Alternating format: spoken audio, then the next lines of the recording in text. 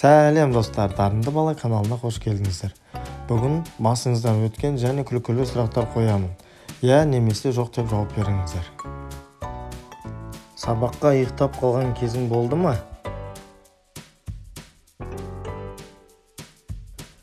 Футбол немесе волейбол ойнағанды ұнатасың ба?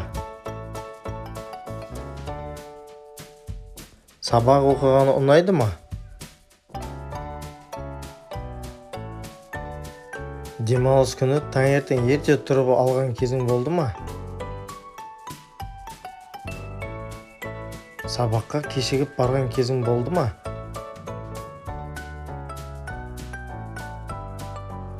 Сабақты көшірген кезің болды ма? Магазинге барып, не үшін келгеніңді ұмытып қалған кезің болды ма? Сабаққа бармау үшін өтірік ауырып қалған кезің болды ма? Сабаққа телефоныңды 1% болып байқамай алып кеткен кезің болды ма? Екі түрлі нәски киіп алған кезің болды ма? Телефон ұстап жатып ұйықтап қалған кезің болды ма?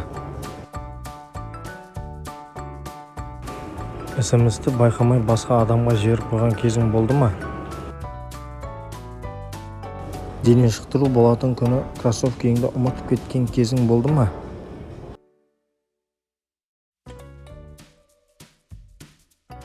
Танымайтын адамды досым деп немесе подругам деп ойлап амандасқан кезің болды ма?